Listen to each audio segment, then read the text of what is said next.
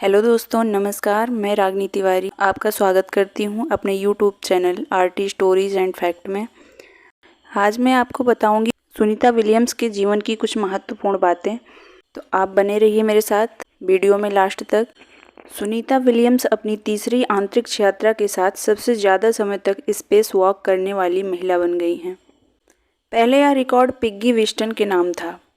Sunita Williams ने 3 अंतरिक्ष यात्राओं के दौरान 9 बार में कुल 62 घंटे और 6 मिनट स्पेस वॉक किया।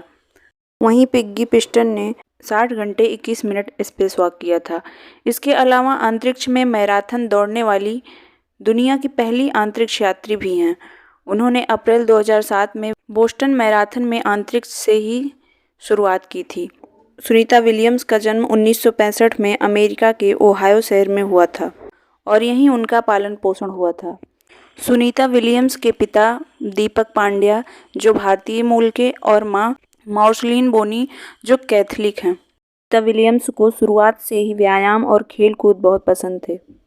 तैराकी तो बहुत ही ज़्यादा पसंद थी। सुनीता ने अपने भाई बहनों के साथ तैरना सीखा और सुबह शाम 2-2 घंटे तैराकी करती थी। वह 6 साल की उम्र से ही कई तैराकी प्रतियोगिताओं में भाग लेकर कई पदक भी जीत चुकी हैं। पशुओं से उन्हें खास लगाव था। यही वजह है कि एक समय में वह पशु चिकित्सक बनना चाहती थीं।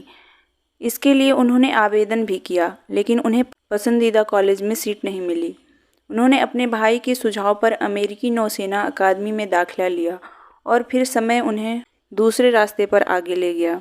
नौसेना से शुरू हुई साहस की उड़ान। सुनीता के साहस की असली उड़ान संयुक्त राज्य नौसेना अकादमी से शुरू हुई। 1983 में सुनीता ने अकादमी में प्रवेश लिया और उन्होंने 1987 में भौतिक विज्ञान में डिग्री हासिल की। संयुक्त राज्य नौसेना अकादमी से प्रशिक्षण पूरा करने के बाद 1989 में प्रशिक्षु पायलट के रूप में नौसेना में शामिल हुई।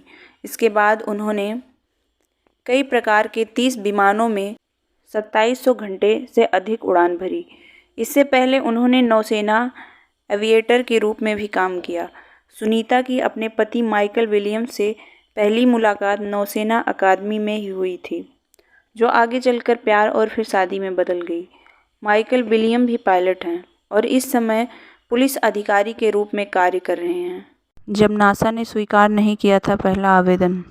सुनीता विलियम्स 1993 में मैरीलैंड स्थित नौसेना प्रशिक्षण पायलट स्कूल में प्रशिक्षण ले रही थीं। इस दौरान उन्हें ह्यूस्टन स्थित जॉनसन स्पेस सेंटर जाने का मौका मिला।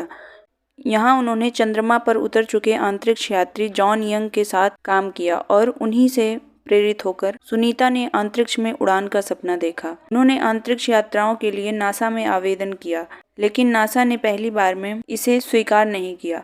फिर उन्होंने अंतरिक्ष में जाने के लिए ही 1995 में फ्लोरिडा इंस्टीट्यूट ऑफ टेक्नोलॉजी से इंजीनियरिंग में मास्टर की डिग्री प्राप्त की और 1997 में फिर से आवेदन किया। इस बार नासा ने आवेदन स्वीकार कर लिया और 1998 में प्रशिक्षु अंतरिक्ष यात्री के रूप में उन्हें चुना गया।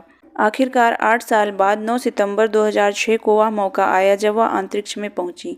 वह भारतीय मूल की दूसरी अमेरिकी अंतरिक्ष यात्री हैं जब अंतरिक्ष में समोसे और गीता लेकर गई थी सुनीता विलियम्स।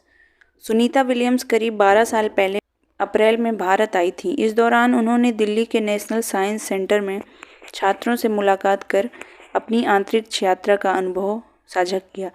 सुनीता ने बताया, जब मैं पहली बार अंतरिक्ष में गई तो मैं नर्वस थी। ये काफ़ी जटिल प्रक्रिया है, लेकिन मैं ये करना चाहती थी, इसलिए मैंने ये किया।